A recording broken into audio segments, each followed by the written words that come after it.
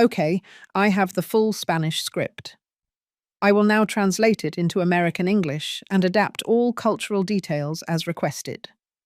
This will be a continuous narrative in the first person, as per your instructions. Mum, starting with your next paycheck, we're going to transfer all your money to my account.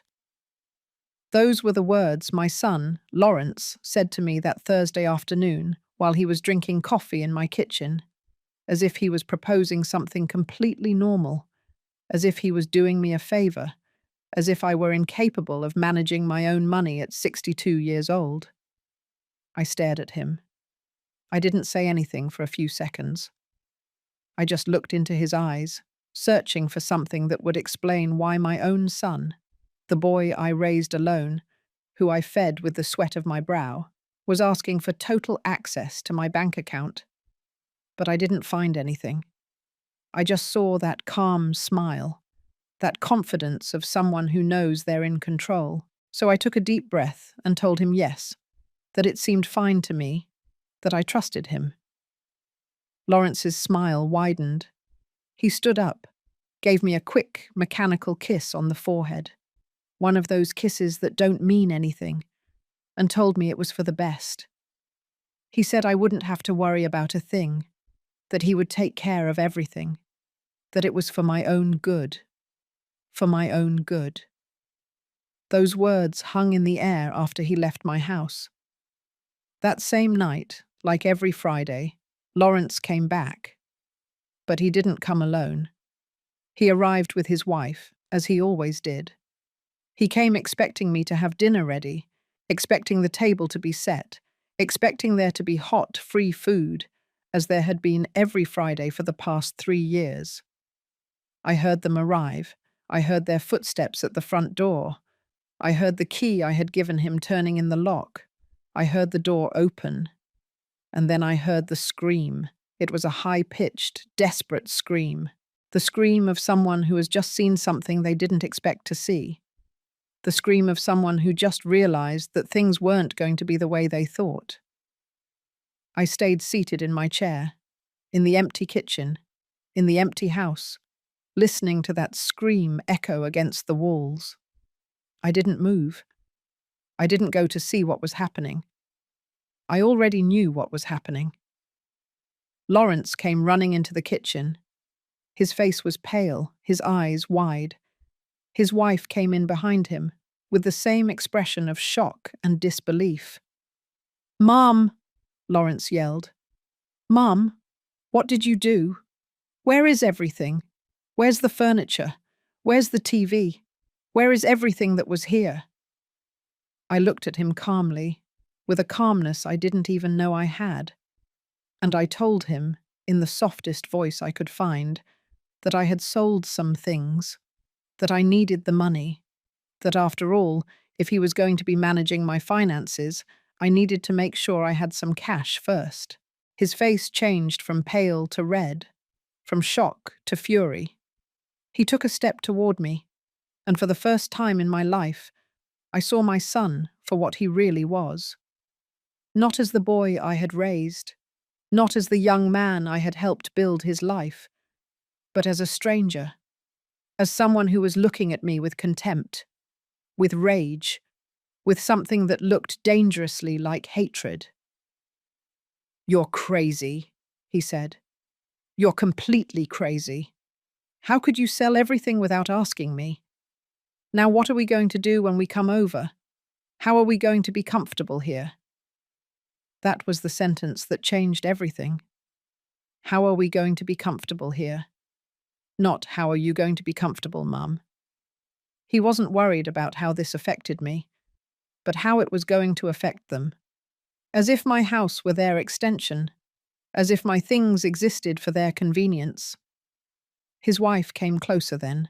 She looked at me with those eyes that had always seemed cold and calculating, and she said something I'll never forget. She said I was being selfish, that I was only thinking about myself, that they came every week to keep me company, to make sure I was okay, and that this was how I repaid them. Selfish. Me. The woman who had worked double shifts for years so that Lawrence could go to college. The woman who had given up on starting a new life after his father left us, because I didn't want my son to grow up with a stepfather. The woman who had lived in small apartments, who had worn old clothes, who had eaten the bare minimum so he could have everything he needed. Selfish. Lawrence just stood there, looking at me as if I were a problem he needed to solve. And then he said something that broke me in two. He said maybe it had been a mistake to suggest the bank account to me, that maybe I wasn't in a condition to make good decisions, that maybe I needed more help than he thought. More help. As if I were a burden, as if I were an incapable old woman who needed to be controlled. I got up from my chair then. I looked at them both, and I told them, in a voice that came out stronger than I expected, that dinner wasn't ready, that there was no dinner, that if they were hungry, they could go eat somewhere else. The silence that followed was thick and heavy. Lawrence looked at me as if he couldn't believe what he had just heard.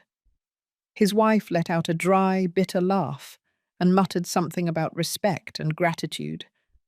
And then Lawrence said the sentence I still hear in my head when I close my eyes at night. He said, with a coldness I'd never heard from him before, that I should be careful, that a woman my age, alone, without family who truly cared about her, could end up in a very bad place, that he was the only thing I had, that I should remember that before I did something stupid. They left then. They stormed out of my house, slamming doors, leaving a trail of rage and veiled threats. I heard them get into their car. I heard the engine start. I heard them drive away. And I stood there, in my empty kitchen, in my empty house, feeling something inside me break for good. But what I felt wasn't sadness. It wasn't despair. It was something different. It was clarity. It was the absolute certainty that my son didn't love me, that maybe he had never loved me, that I was just a resource to him, a source of money, food, and comfort. I sat back down in my chair. I looked at the bare walls of my living room. I looked at the empty spaces where there had once been furniture that I had bought with my labor, with my effort. And for the first time in a very long time, I smiled. Because Lawrence didn't know something. He didn't know that I hadn't sold the furniture for money. I had sold it to send a message, to see how he would react, to confirm what I already suspected deep down in my heart. And he had reacted exactly as I expected. With rage, with indignation, with the attitude of someone who feels they have a right to another person's things. That night, as I sat in the darkness of my empty house, I made a decision. I wasn't going to yell. I wasn't going to cry. I wasn't going to beg. I was going to do something much more powerful. I was going to observe. I was going to wait. I was going to let Lawrence believe he had won. And then, when he least expected it, when he was most confident, most sure of his control over me, I was going to show him who Patricia Mendez really was. Not the submissive mother he thought he knew, but the woman who had survived a broken marriage, poverty, and years of hard work. The woman who knew exactly how to protect herself. The woman he should never have underestimated. There was a time when I believed that being a mother was enough, that the love I gave would be returned naturally, as if it were a universal law, that the sacrifices I made every day would build something solid, something unbreakable between my son and me. How wrong I was. Lawrence was born on a stormy night, 34 years ago. His father, the man who had promised me a life together, left when the boy was barely 2 years old. He said he wasn't ready to be a dad, that he needed to find himself, that I would understand someday. I never understood.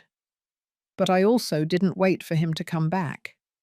I was left alone with a small child, a 2-bedroom apartment that I could barely afford, and a secretary job that paid $800 a month. It wasn't enough. It was never enough. So I got a second job cleaning offices at night. I would leave Lawrence with my neighbor, an elderly woman who charged me $50 a week to watch him. I worked from 7 in the morning until 6 in the evening at the office. I would come home, feed Lawrence, bathe him, and put him to bed. And then I would leave again, at 9 at night, to clean buildings until 2 in the morning. I slept 4 hours, and then I would start all over again. I did that for years. For so many years, I lost count.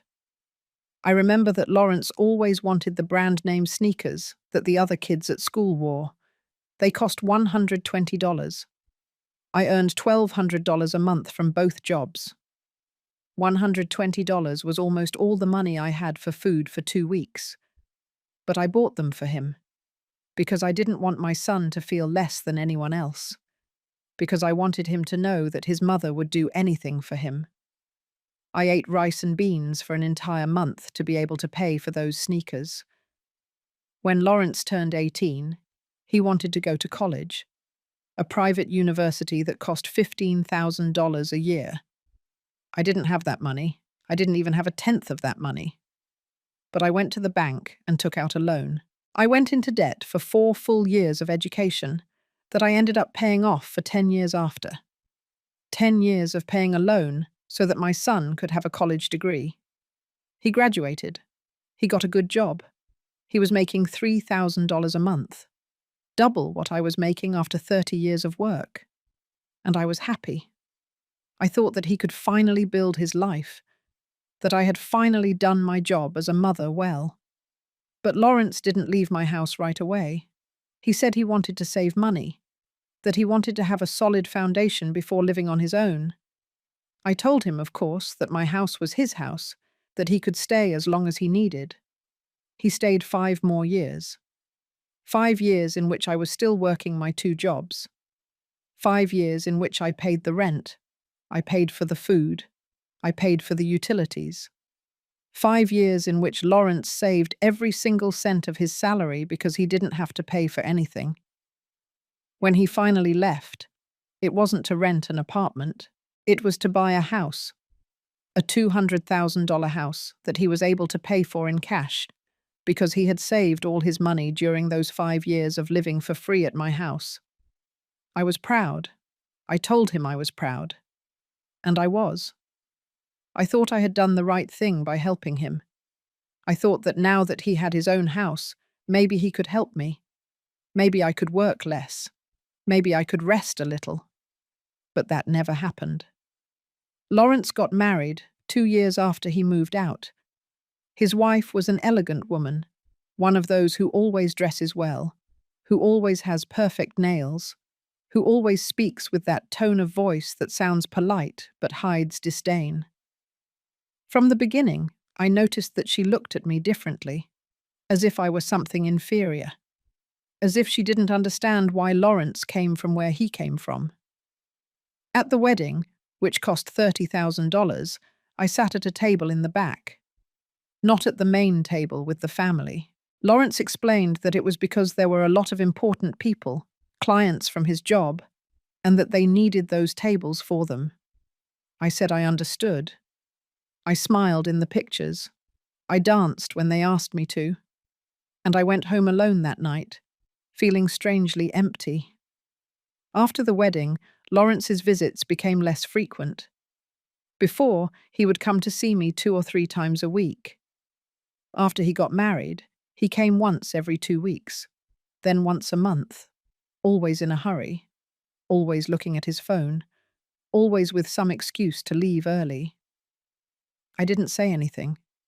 I didn't want to be the annoying mother, the mother who complains, the mother who doesn't understand that her son has his own life now. But then they started coming on Friday nights, always at dinner time, always without notice, always expecting me to have food ready. At first, I was happy. I thought that Lawrence finally wanted to spend time with me, that he finally missed me, so I would cook his favorite dishes. I would set the table nicely. I would buy dessert. But I noticed something. I noticed that Lawrence never came alone. He always brought his wife. And I noticed that they never came to talk. They came to eat. They would arrive, sit down, eat, and leave. Sometimes they would stay an hour, sometimes less. I also noticed that they never brought anything. Never a bottle of wine. Never a dessert. Never any money to help with the food. Nothing. One night, after they left, I counted how much I had spent on dinner. $45.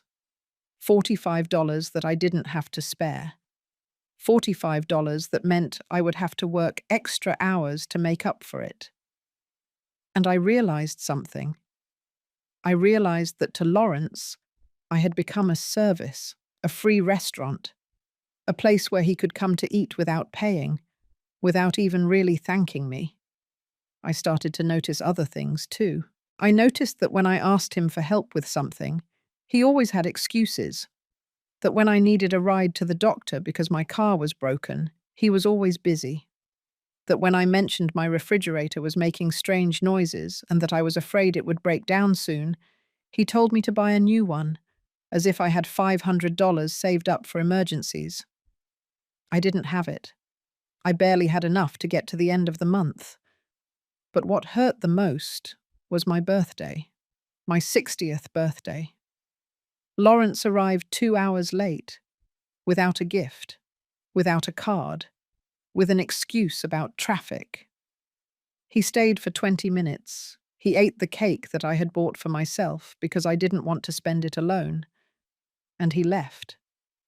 I cried that night. I cried like I hadn't cried in years, because I finally understood something that I had been denying for a long time.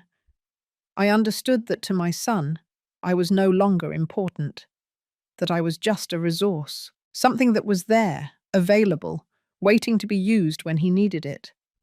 And the worst part was that I had allowed it. I had established that pattern.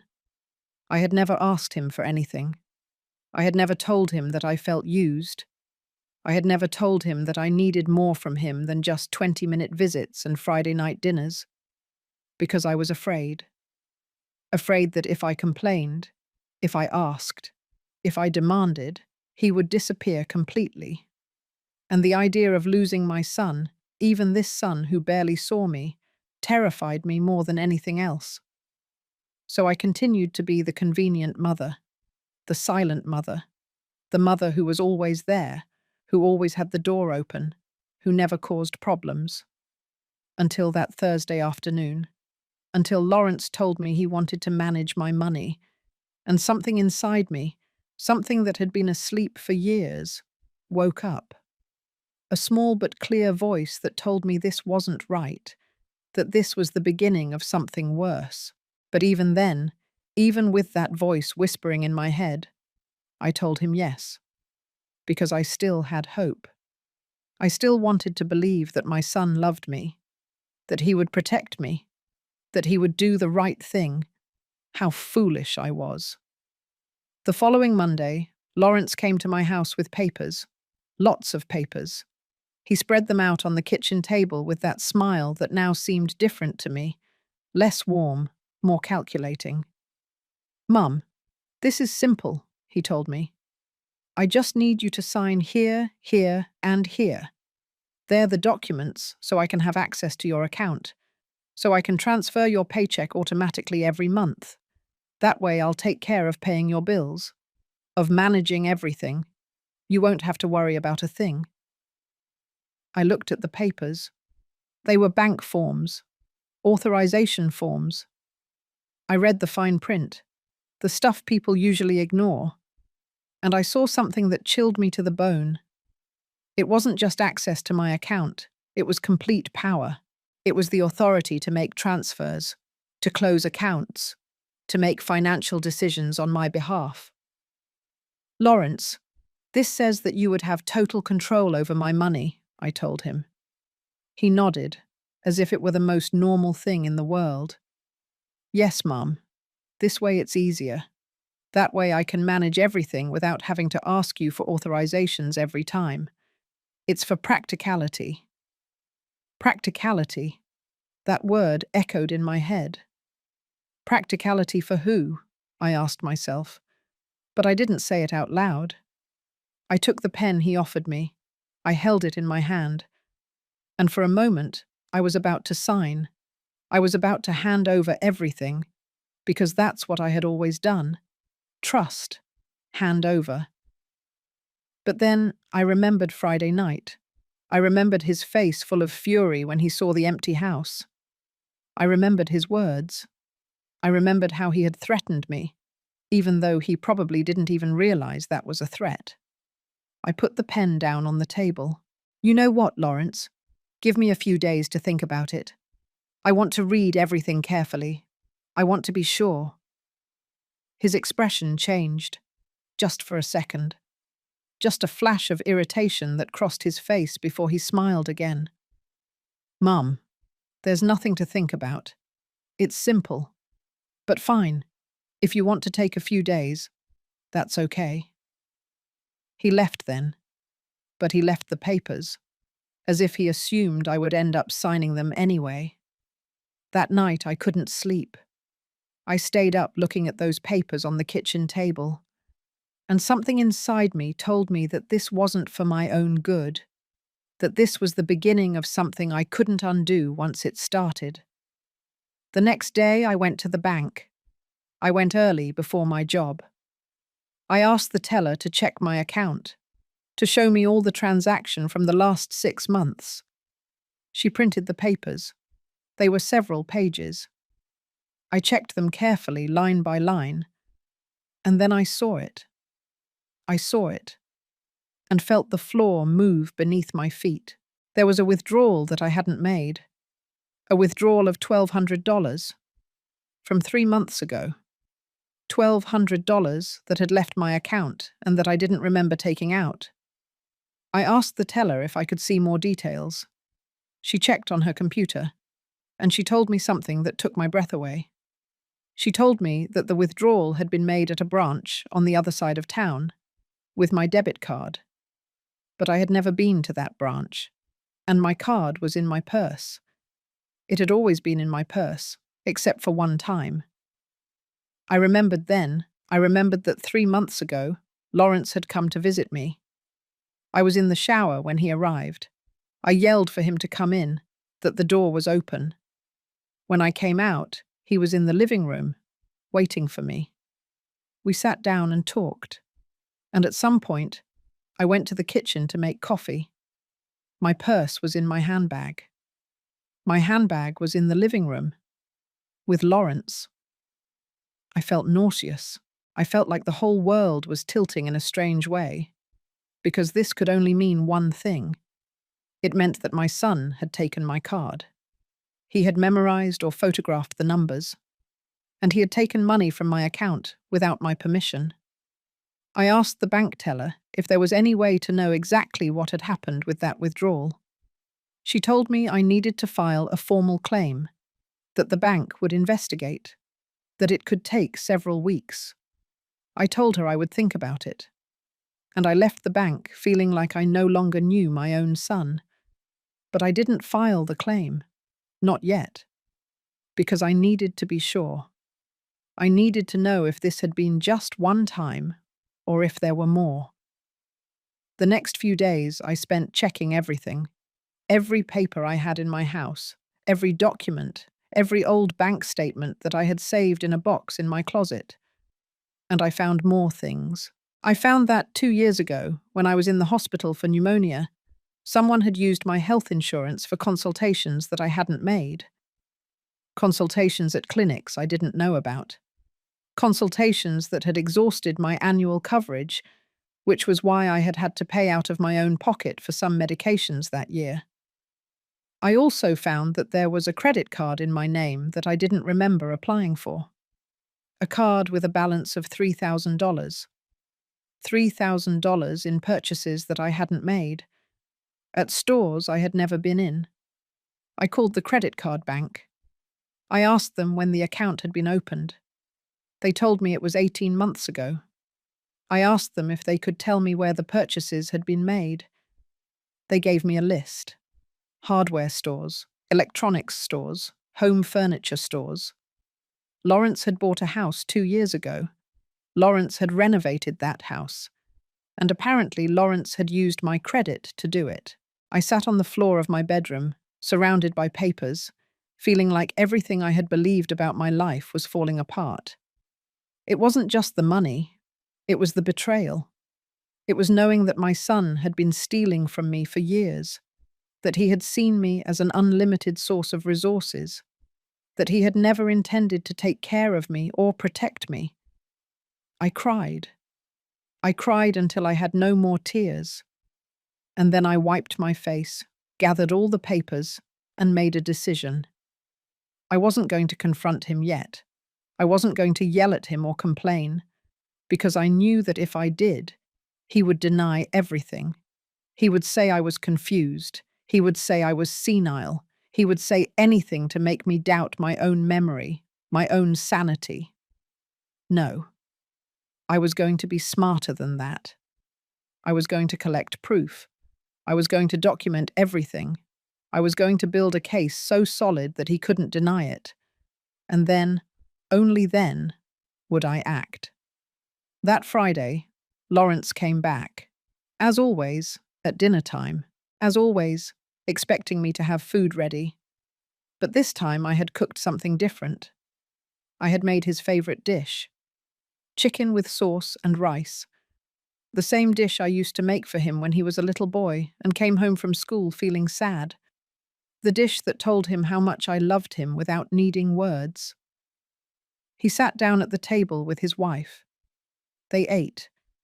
They talked about superficial things: work, the weather, the new movie they wanted to see. I watched them.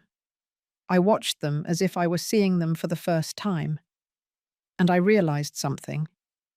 I realized that Lawrence ate my food with the same indifference with which he would eat a fast food burger. There was no gratitude in his eyes. There was no love. There was only the mechanical act of eating something for free. When they finished, Lawrence took out the bank papers again. He put them on the table, right next to his empty plate. "Mum, the days you asked for have passed. You've thought about it, right? Sign this, and I'll take care of everything." I looked him straight in the eyes, and I told him, in the calmest voice I could find, that I still wasn't sure, that I needed more time. His wife scoffed. "Patricia, this is ridiculous. Lawrence is just trying to help you. I don't understand why you're being so distrustful." Distrustful. She called me distrustful. And the saddest thing was that she was right, but not in the way she thought. Lawrence stood up. His expression was hard now, without the mask of a smile. "Mum, this is for your own good. You can't keep managing your finances alone. It's obvious. Look at how you sold the furniture without thinking. Look at the irrational decisions you're making." Irrational. Selling my own furniture in my own house was irrational, but stealing from me for years wasn't. I didn't say anything. I just held his gaze until he looked away. They left that night without saying goodbye, and I stayed seated in my kitchen, looking at those unsigned papers, knowing that the war had just begun. A silent war. A war that I had to win. Because if I lost, I wouldn't just lose my money. I would lose my dignity, my autonomy, my life. The days after that dinner became strange. Lawrence didn't call me again. He didn't visit me again. It was as if he had decided to punish me with his absence, as if he believed I would fall apart without him, that I would beg him to come back, that I would finally sign those papers just to get his attention. But I didn't fall apart. For the first time in years, the silence of my house didn't feel empty. It felt full of something different. It felt full of clarity.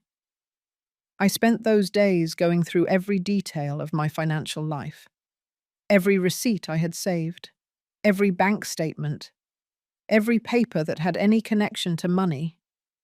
And the more I looked, the more I found. I discovered that 3 years ago, when Lawrence asked me to lend him my ID because he had lost his and needed to pick up an urgent package, he had done something else with it. He had opened an electricity service account in my name, at an address that wasn't mine, at his house. For 3 years, the electricity account for Lawrence's house had been in my name, and when he didn't pay on time, the penalties were accumulating on my credit history. That's why I had been denied a small loan last year when my car needed urgent repairs. That's why my credit score had mysteriously gone down. I called the electricity company. I explained that the account wasn't mine, that I had never lived at that address. The woman on the phone told me I needed to file a sworn statement, that I had to report this as identity fraud. Identity fraud, committed by my own son. I hung up the phone and stared at the wall for, I don't know how long, trying to process how I had gotten to this point, trying to understand at what moment my son had become this. That night, I couldn't sleep. I stayed awake, staring at the ceiling, listening to the sounds of the city outside. And I thought about all the times I had justified his behavior. All the times I had told myself that he was busy, that he had his own life, that I was being demanding by expecting more from him. But this wasn't about expectations. This was about theft, about deception, about a son who saw his mother as a source of resources that he could exploit without consequences. The next morning I did something I had never done. I went to see a lawyer. It was a small office in the city centre. The sign said, William Sanchez, attorney at law. I had seen an ad in the newspaper that offered free consultations. I went in feeling small, feeling ridiculous, a 62-year-old woman coming to complain about her own son. But the receptionist smiled kindly and showed me in. Attorney Sanchez was a man in his 50s, with greying hair at his temples and kind eyes. He asked me to tell him everything, and I did. I told him about the money that had disappeared, about the credit card I hadn't applied for, about the electricity account, about the papers that Lawrence wanted me to sign. He listened without interrupting. He took notes in a notebook, and when I finished, he leaned back in his chair and sighed. Mrs. Mendez, he said, what you're describing to me is financial fraud and a breach of trust. If you sign those papers your son is asking you to, you're giving him total legal access to your money. He could empty it all out, and you would have no legal recourse because you yourself gave him permission. The words fell on me like stones. I knew it. Deep down, I knew it. But hearing it said out loud by a professional made it real in a different way. What can I do? I asked. He leaned forward. First, don't sign anything. Second, you need to report the credit card fraud and the theft from your bank account. Third, you need to change all your passwords, your personal identification numbers, everything. Fourth, consider getting a restraining order if you feel you're in danger. A restraining order against my own son. The idea seemed absurd and devastating at the same time. I don't want to get him in legal trouble, I told him. He's my son. The lawyer looked at me with something that seemed like compassion and sadness. Mrs. Mendez, your son is already in legal trouble. He's committed several felonies. The question isn't whether you want to get him in trouble. The question is whether you want to protect yourself. I left that office with a folder full of forms and a list of things I needed to do. I felt overwhelmed, but I also felt something else. I felt determined. I went straight to the bank. I changed all my passwords. I requested a new debit card. I closed the fraudulent credit card and filed a formal dispute. The teller at the bank helped me with everything. She treated me with patience, without making me feel stupid or weak. When I got home that afternoon, I felt exhausted but also strangely light. as if I had shed an invisible weight I had been carrying for years. That night, Lawrence finally called. His voice sounded tense on the phone. "Mum, we need to talk. Come over for dinner at my place tomorrow. We have to sort this out." It wasn't an invitation. It was a command. And before, I would have obeyed without question. But now, after everything I had discovered, I only felt a cold calm. "I can't tomorrow," I told him. "I'm busy." "Busy? Mum, what can you be busy with?" "This is important. For you, maybe," I said. "For me, there are other more important things now." There was a silence on the other end of the line, a silence heavy with surprise and irritation. "You're acting very weird, Mum. I don't know what's wrong with you, but you need to stop being so stubborn and sign those papers. This is for your own good." For my own good. Those words again. As if stealing from me were an act of love. "Lawrence," I said, with a voice that came out firmer than I expected, "I'm not going to sign anything, and I think we need to have a very serious conversation about several things." "About what things?" he asked. His voice sounded different now, more alert, more cautious. "About money that has left my account without my permission.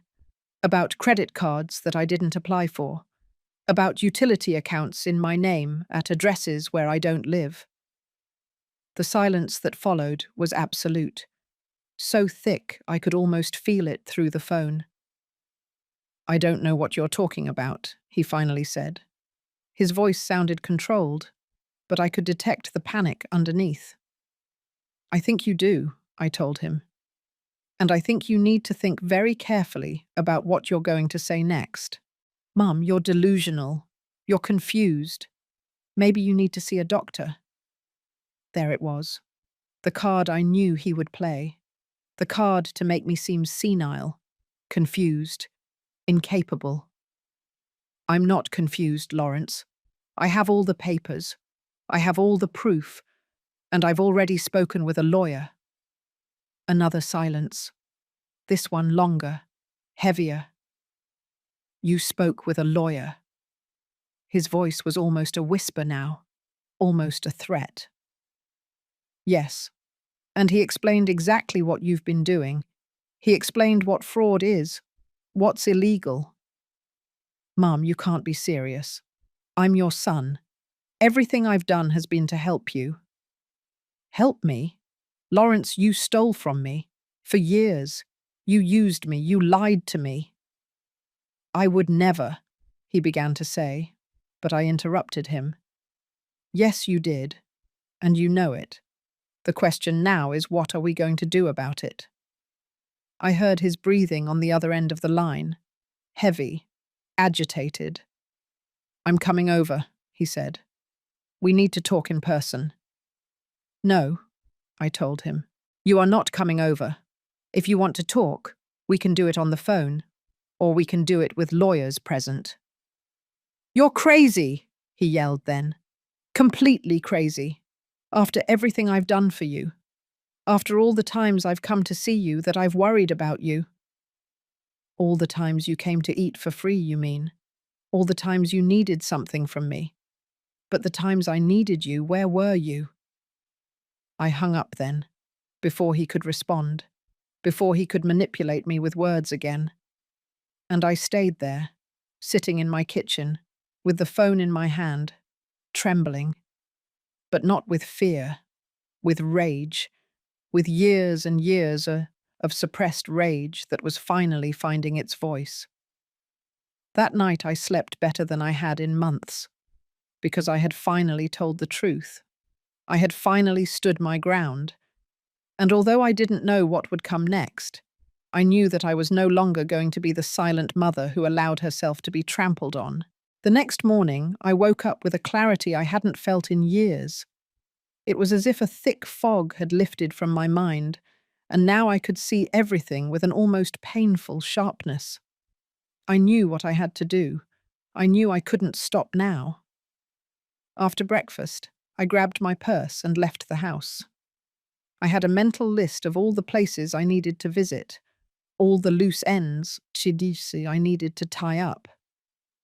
If Lawrence thought I was a confused and helpless old woman, he was about to discover how wrong he was. My first stop was the main bank where I had my savings account, not the checking account where I received my paycheck, but the other one, the one I had opened 30 years ago, when I still had dreams of buying my own house someday. I had $7,200 saved. It wasn't a lot after a lifetime of work, but it was mine. I asked the manager to close that account. She asked me if I was sure, if there was a problem. I told her that I just wanted to make some changes. She gave me the money in a cashier's check and recommended that I open an account at another bank for greater security. I followed her advice. I went to a different bank, one on the other side of town, one where Lawrence had never gone with me. I opened a new account, an account that only I knew about, an account where he could never find my money. Then I went to the electricity company. I filed all the documents that Attorney Sanchez had helped me prepare. The sworn statement, the copy of my ID, the proof that I had never lived at the address where that account was registered. The woman who helped me reviewed everything and told me they would start an investigation, that the account would be transferred to the correct name, or closed, that I would no longer be responsible. I felt as if an invisible chain had been removed from my shoulders. My next stop was the credit bureau. I requested a full report of my history. I wanted to see everything. I wanted to know if there were more things that Lawrence had done behind my back. The employee gave me a thick document. I sat in the waiting room and read it page by page. There was something else that I didn't know about. A personal loan of $5,000 taken out 2 years ago in my name. A loan that had never been fully paid and was now in collections. $5,000. I felt the rage rise in my throat again like bile. I marked every fraudulent item with a marker. I filled out the dispute forms, one by one, with clear, firm handwriting. When I left that office, it was almost 3 in the afternoon. I hadn't eaten anything since breakfast, but I wasn't hungry. I had something stronger than hunger. I had purpose. I then went to my neighbour's house, Mrs. Alice Morrison. She was 70 years old and had lived in the building since before I did. We had been friends for decades, although in recent years we had drifted apart a bit. I had been so focused on Lawrence, so consumed with trying to maintain that relationship, that I had neglected other connections. I knocked on her door. She opened it with surprise on her face. "Patricia, what a surprise! Come in, come in." We went into her living room. She offered me coffee, and I accepted. We sat down, and she looked at me with those wise eyes that had seen a lot in life. "You look different," she said. "I don't know what it is, but there's something different about you." And then I told her everything. I told her about Lawrence, about the money, about the betrayal, about everything I had discovered. I talked for almost an hour without stopping, and she listened without interrupting, nodding from time to time, with an expression that mixed sadness and something that looked like recognition. When I finished, she sighed deeply. "Patricia, I knew something wasn't right. I saw it every Friday when he came over, the way he treated you, like you were a service, but I didn't say anything because it wasn't my place. But I'm glad you're finally seeing the truth." She took my hand then. Her fingers were cold, but her grip was firm. "I need to ask you a favor," I told her. "I need you to be my witness.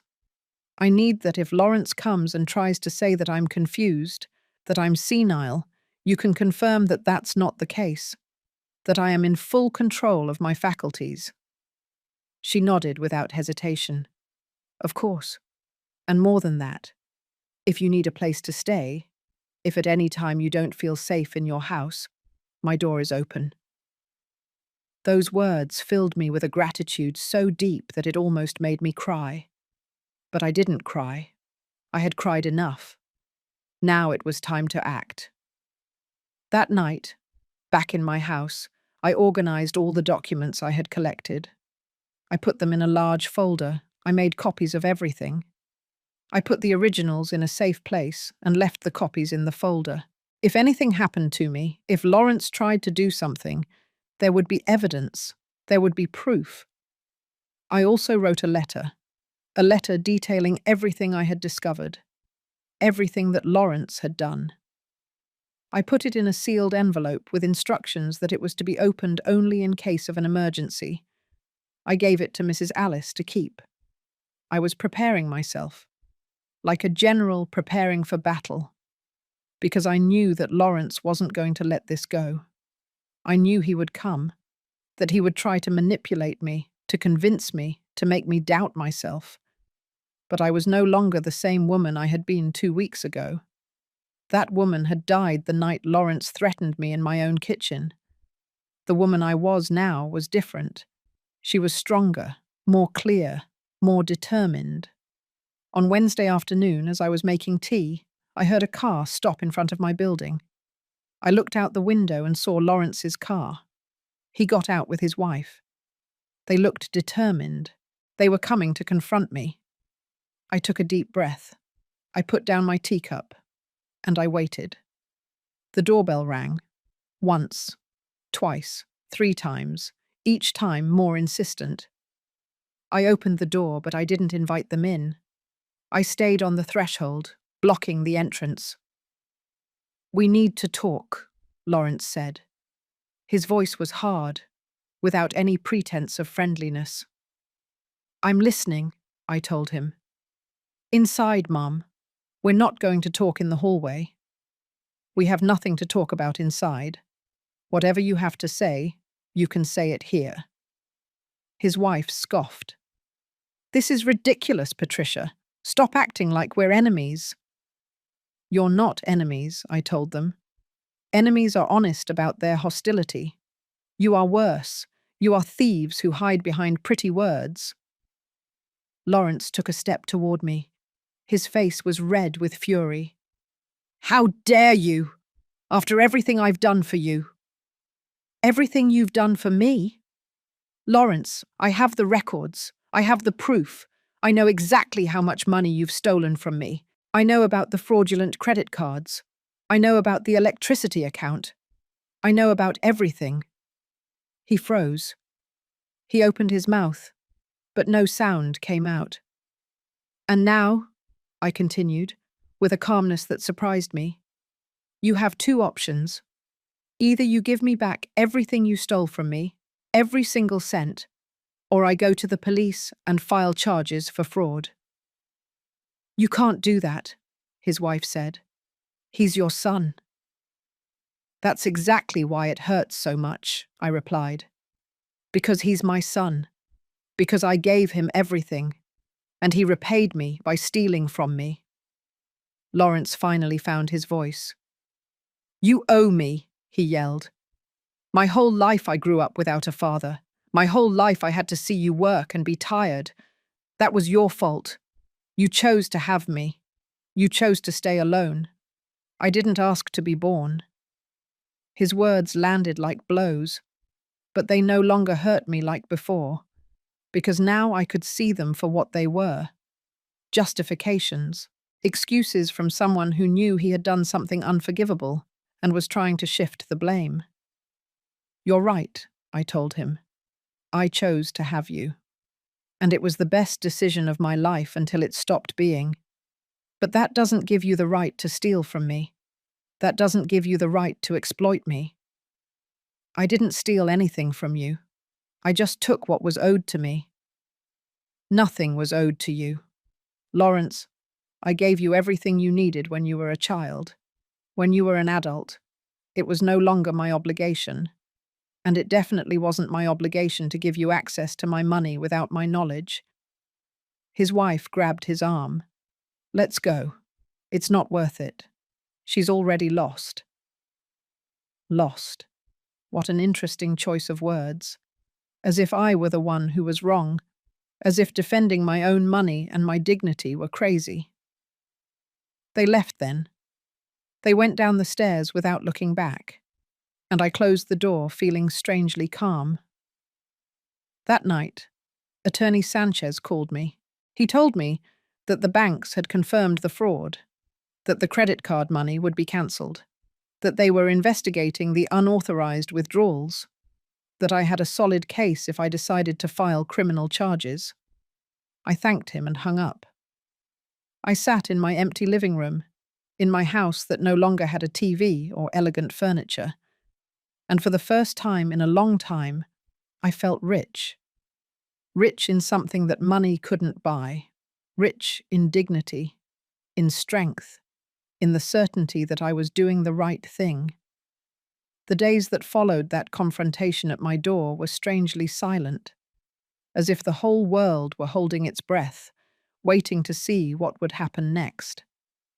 And I found myself trapped in a kind of emotional limbo, where rage and pain mixed with a growing sense of liberation that I didn't know how to process completely.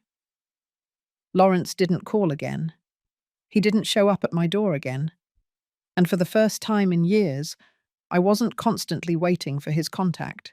I wasn't checking my phone every hour to see if there was a message from him. I wasn't making up excuses in my mind to justify his absence or his silence.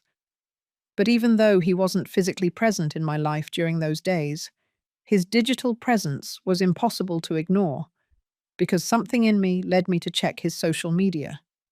Something I didn't normally do, because it had always seemed like an invasion of privacy, even being his mother.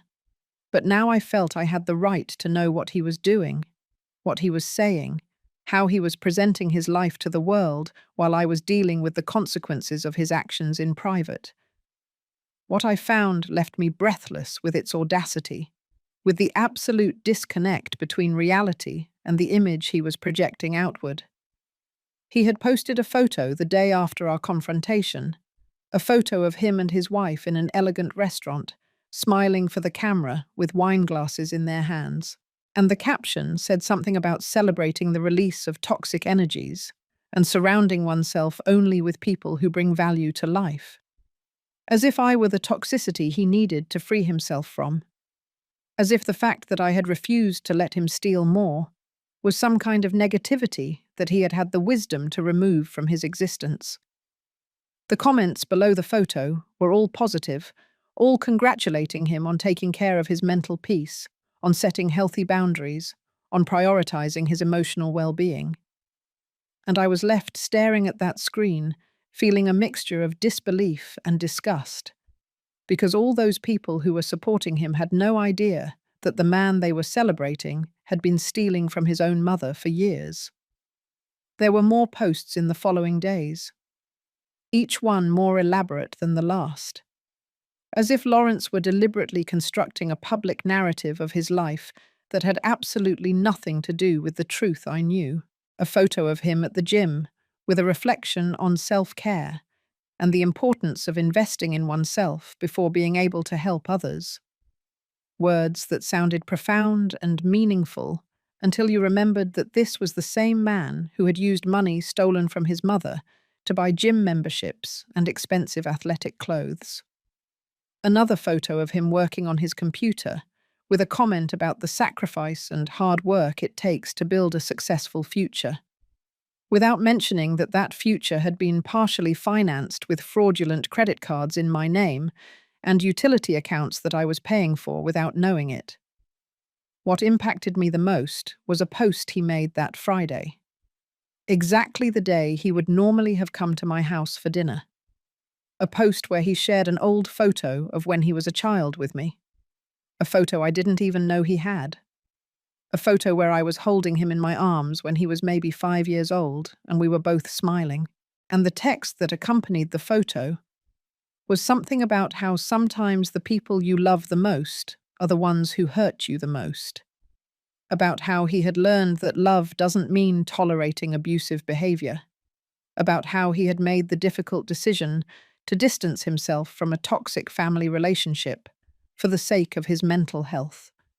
Reading those words felt like someone had punched me in the stomach, because Lawrence had taken our story, our real relationship, with all its complicated and painful nuances, and had completely inverted it, presenting himself as the victim and me as the abuser.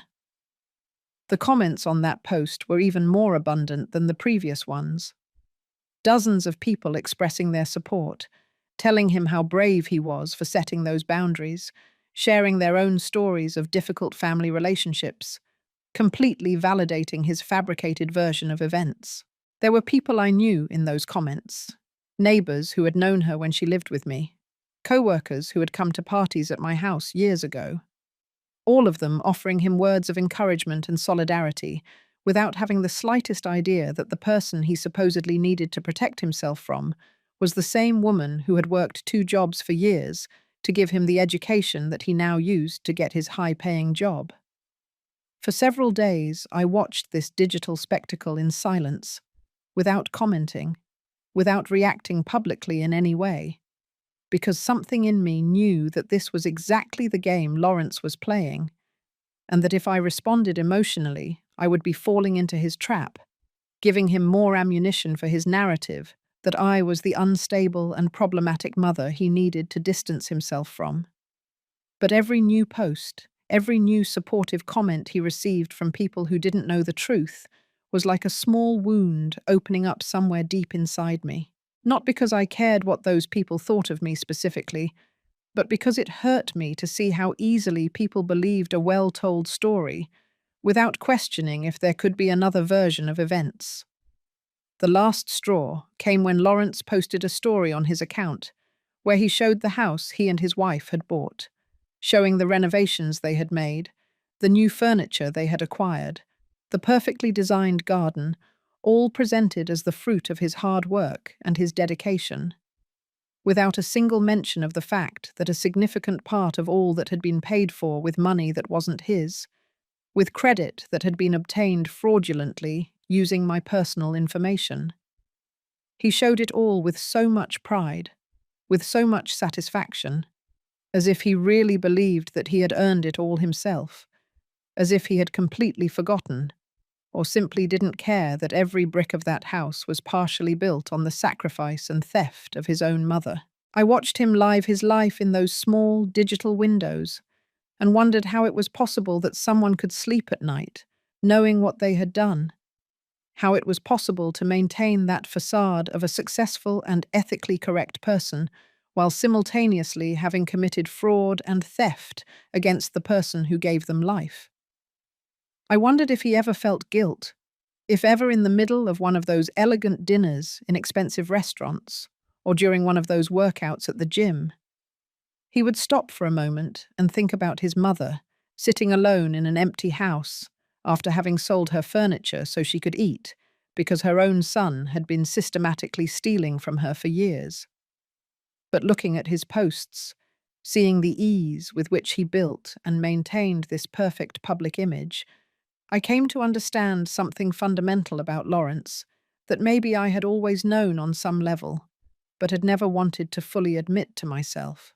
And that was that my son had developed the ability to create parallel realities in his mind, where he could be simultaneously the abandoned son who deserved compensation and the successful man who had built everything himself, where he could justify theft as something that was rightfully his, while presenting himself publicly as a victim of family toxicity.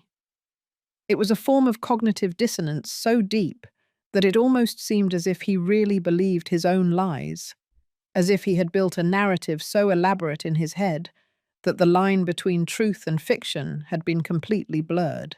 And as I watched all this from the silent distance of my empty house, something inside me hardened even more than it already was, because seeing Lawrence not only steal from me but also steal my story, completely inverting the roles of victim and victimizer in his public presentation of events, made me understand that there was no redemption possible here. There was no conversation I could have with him that would make him see the reality of what he had done. He had chosen his path. He had chosen the lie over the truth. He had chosen image over substance. and I needed to accept that the son I had raised and loved had never really existed in the way I believed, or had been completely replaced by this stranger who could smile for the camera while destroying his mother in private without apparently feeling any genuine remorse. The moment came on a Tuesday afternoon in a way I hadn't planned, but in retrospect, I realized had been inevitable from the beginning, because the truth always finds its way to the light, no matter how many layers of lies are piled on top of it, trying to keep it buried. I was in Attorney Sanchez's office, going over the final documents of the case, when he informed me that the banks had completed their investigations and had confirmed a total of $17,000 in fraudulent transactions over the course of 3 years. An amount that took my breath away, not so much because of the number itself, but because of what it represented in terms of planning and premeditation. Because this had not been a mistake or a moment of weakness, but a systematic and deliberate operation of theft that had required constant effort and dedication on Lawrence's part. The lawyer explained to me that with this evidence, I had more than enough to file criminal charges, but that there was also another option that I might want to consider before making that final decision. And that option was to send a formal demand letter to Lawrence, giving him the opportunity to return the stolen money and compensate for the damages before proceeding with more severe legal action. He told me that this was a courtesy that many victims of family fraud offered because they understood that no matter how serious the crime was, there were still family ties that complicated the situation in ways that didn't apply in cases of fraud committed by strangers. But he also warned me that this courtesy could be seen as weakness on the perpetrator, and that I needed to be prepared for the possibility that Lawrence would respond not with gratitude or remorse, but with more manipulation and denial. I thought about that for several minutes, sitting in the lawyer's office, looking at all the documents scattered on the desk that meticulously detailed every fraudulent transaction, every unauthorized account, every lie that my son had carefully constructed for years. And I realized that a part of me still held a small, irrational hope that if Lawrence was confronted with the irrefutable evidence of what he had done, maybe something in him would awaken. Maybe he would find some vestige of a conscience or remorse, or at least the basic recognition that he had crossed a line that should not have been crossed. That part of me that was still his mother, despite everything, wanted to give him that opportunity to do the right thing, to correct his mistake, to show that somewhere deep inside him there still existed something of the person I had raised with so much love and sacrifice. But there was another part of me, stronger and clearer, that knew exactly what Lawrence would do with that opportunity, and that part knew that he would not take it as an extension of grace, but as a confirmation that I was too weak to really hurt him, that he could continue to manipulate and control me, because at the end of the day I would always give in, because I was his mother, and mothers always forgive, always give another chance, always choose love over justice. That part of me understood that giving him a private warning would only give him time to prepare his defense, to hide more evidence, to build an even more elaborate narrative of victimization that he could use publicly to destroy my credibility before I could act. I told Attorney Sanchez that I didn't want to send a private letter, that I didn't want to give Lawrence the opportunity to respond in private, where he could continue controlling the narrative and manipulating the situation in his favor. And instead, I asked him to prepare the necessary documents to file a formal civil lawsuit that would become a public record, where anyone who wanted to verify the truth could do so instead of simply believing the version of events that Lawrence had been so carefully building on his social media. The lawyer nodded with what seemed to be a mixture of surprise and respect, because he probably didn't expect a woman my age to make such a direct and unambiguous decision, and he told me that he would proceed immediately with the preparation of all the necessary documents, and that Lawrence would be officially notified within the next 72 hours. I left that office feeling something I hadn't felt in a long time, and that at first I couldn't identify exactly until I realized that it was power. The power of having made a decision completely by myself, without consulting anyone, without asking for permission, without worrying about how it would make me look to others, or if people would think I was being too harsh with my own son. For the first time in decades, I had chosen to protect myself over protecting the feelings or the reputation of another person, even when that person was a son. And that choice, although painful, filled me with a sense of integrity that I had forgotten it was possible to feel. The notification reached Lawrence on a Thursday morning, as Attorney Sanchez confirmed to me by phone. And although I was not there to see his initial reaction, I could perfectly imagine the moment he opened that official envelope and read the documents that detailed every fraudulent transaction, every unauthorized account, every dollar he had stolen, meticulously documented with dates and bank reference numbers that made any denial impossible. I didn't have to wait long to confirm my imagination, because less than 2 hours after he received the notification, my phone began to ring with an insistence that bordered on desperation. Call after call that I let go to voicemail without answering, because I no longer had anything to say to Lawrence that wasn't contained in those legal documents. I listened to the voicemails later that night, when I finally felt emotionally prepared to do so. And it was fascinating in a disturbing way to hear the progression of his panic through each successive message, because the first one still tried to maintain some composure with that controlled voice he used when he tried to seem reasonable, as he told me that this was a terrible misunderstanding, and that we needed to talk immediately before things got more out of control. The second message already had a different tone, more high-pitched, more urgent, where he was pleading with me to call him, that this was going to ruin his life, that I should please think about what I was doing before destroying my own son, as if I were the one who was destroying something, instead of simply revealing the destruction he himself had caused for years. By the fifth message, Lawrence was no longer trying to sound reasonable or appeal to my maternal compassion, but had completely turned to rage and thinly veiled threats, telling me that I was going to regret this, that he had his own lawyers who were going to prove that I was a senile old woman who didn't know what she was doing, that he was going to fight this with everything he had, and that in the end, I was going to be the villain of this story. I listened to each message until the end, without allowing myself to feel anything other than a kind of clinical curiosity about how a person could so quickly go from pleading to threatening when they realized that their usual manipulation tactics no longer worked.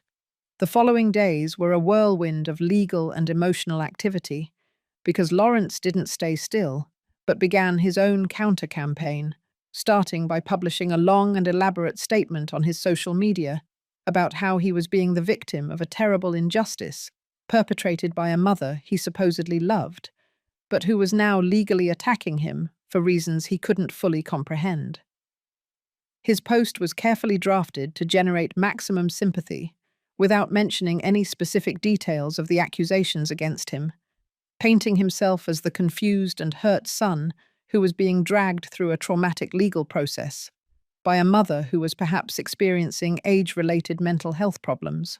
The response to his post was exactly what he expected, with dozens of comments expressing shock and solidarity, telling him to keep his head up, that the truth would eventually prevail, that they were on his side no matter what. And I watched all this from a distance with a mixture of awe and repulsion at his ability to manipulate the narrative, even when faced with documented legal charges.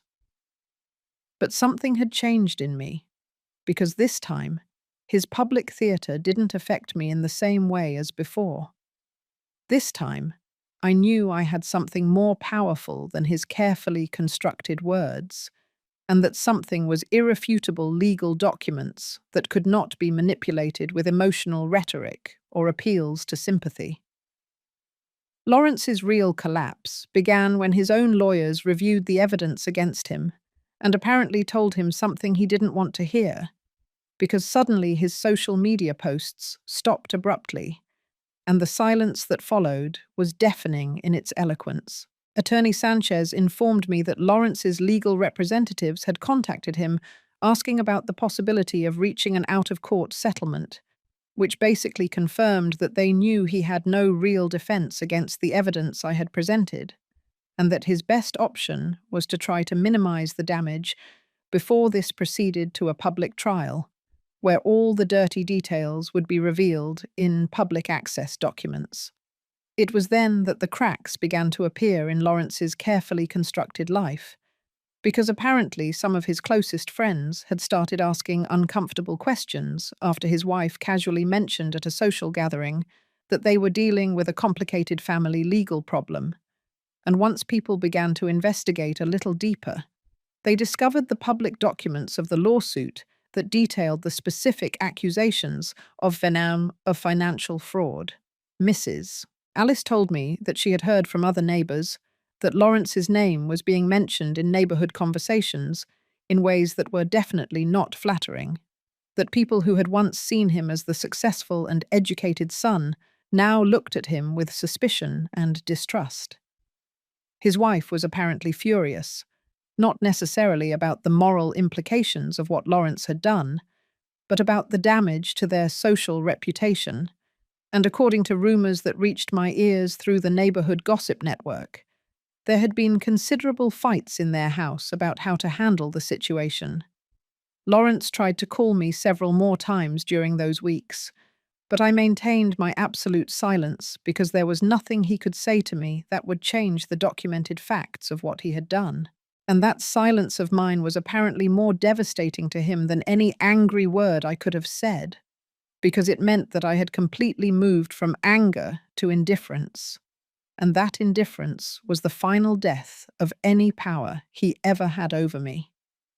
The final settlement was reached 3 months after I filed the lawsuit, and the terms were exactly what Attorney Sanchez and I had established as the minimum acceptable, because Lawrence had no choice but to accept when his own lawyers explained to him that going to trial would mean not only the complete public revelation of all the details of his fraud, but also the very real possibility of criminal charges that could result in jail time. He had to return the full $17,000 plus another $5,000 in compensation for damages, in addition to paying for all the credit cleanup fees and my lawyer's fees. And all of this had to be paid within a period of 6 months, with verifiable monthly payments, or the agreement would be automatically invalidated, and the criminal charges would proceed without further warning. But beyond the money, which honestly had never been the main point of all this, the agreement included a clause that I had insisted on adding, and that Attorney Sanchez initially thought was unnecessary, but that for me was absolutely essential. And that clause stated that Lawrence had to issue a public statement acknowledging that he had committed financial fraud against his mother, and that the accusations in my lawsuit were true and well-founded. He fought that clause more than any other part of the agreement because he knew exactly what it would mean for his carefully cultivated image to publicly admit that everything he had been saying about being a victim of a toxic mother was a lie designed to cover up his own crimes. The statement appeared on his social media on a Tuesday afternoon and was brief and clearly drafted by his lawyers to minimize the damage as much as possible within the limits of what the agreement required. But still, the words were there in black text on a white background, admitting that he had accessed bank accounts without authorization, that he had opened credit cards using another person's information, and that he had made serious errors in judgment that he deeply regretted. The comments under that post were wild, with people who had previously supported him unconditionally now expressing shock and disappointment, while others, who had apparently suspected something all along, felt validated in their doubts. And I watched all that digital drama unfold with a sense of closure that had nothing to do with satisfaction or revenge, but simply with the quiet recognition that the truth had finally been told publicly. The first payment arrived in my account on the exact date specified, and each subsequent payment arrived punctually as well, because Lawrence knew that a single missed payment would mean consequences that he definitely could not afford to face. And with that money, I did something that maybe he never expected me to do, because instead of simply putting it back into my savings accounts or using it to replace the furniture I had sold, I bought a plane ticket to a place I had never been before. I had spent 62 years living for other people, first for my son's father, then for my son, and then for the illusion of maintaining a family relationship that only existed in my imagination. And now, for the first time in my adult life, I had the freedom and the resources to live exactly how I wanted, without having to justify my decisions to anyone. I bought a small house in a coastal town, 3 hours from where I had lived my whole life. A house with 2 rooms and a yard, where I could finally plant the flowers I had always wanted, but had never had time to care for when I was working 2 jobs. The house cost $40,000, which I paid for in cash, using a combination of the payments from Lawrence and the savings I had managed to protect in my new bank account. And when I signed the purchase papers, I felt something that I could only describe as a rebirth, because this house was mine in a way that no other place had been mine before. Purchased with money that had been returned through justice, not earned through endless sacrifice. Lawrence tried to contact me one last time after the last payment was made, completely fulfilling the terms of the agreement. And this time I answered the phone, because I knew that there was nothing he could take from me or use against me. His voice sounded different, smaller, more humble, when he asked me if we could ever really talk, if there would ever be a possibility of some kind of reconciliation. And I listened to his question in silence before responding with words that I had been preparing in my mind for months. I told him that the son I raised never really existed or died somewhere along the way, replaced by someone I didn't know and didn't want to know, and that although I wished him peace and growth in his life, that peace and that growth would have to happen away from me, because I had closed that door not out of hatred, but out of self-love. There was a long silence after my words, and then a sound that could have been a sob or just broken breathing before he hung up without saying anything else. And that was the last time I spoke with Lawrence, because some doors, once closed, need to stay closed, not as a punishment, but as a protection. Now I live in my small house by the sea, and I spend my mornings drinking coffee in my garden, watching the flowers that I planted with my own hands grow. And there is a peace in this simple life that I never found in all those years of sacrifice and giving, because I finally understood that true love begins with oneself, and that no relationship is worth maintaining if it requires you to betray your own dignity. Sometimes I see Mrs. Alice, who comes to visit me every few weeks, bringing gossip from the old neighborhood and news of people we used to know. And she tells me that I look different now, lighter, more alive in ways that go beyond the physical. I have a routine now that is completely mine. I wake up when my body wants to wake up, not when an alarm clock forces me to. I cook meals that I like, without thinking about someone else's tastes. I spend my afternoons reading books that I always wanted to read but never had time for. And at night, I sit on my small porch, listening to the distant sound of the waves, and feeling a deep gratitude, not for what I have in material terms, but for what I finally understood about my own worth. This is my victory. Not in the money recovered or in Lawrence's public admission, but in the fact that I recovered myself from decades of conditioning that had taught me that a mother's worth was measured only by how much she could give and how much she could endure. I learned that saying no is an act of self-love, that setting boundaries is not cruelty, but necessity, that protecting your peace is not selfishness, but wisdom. And now I live every day as a testament to those lessons learned too late, but not too late to matter. I closed that door on Lawrence not for revenge, but for dignity, and that distinction that makes all the difference. because it means that I won not by becoming his enemy, but simply by refusing to continue being my own victim.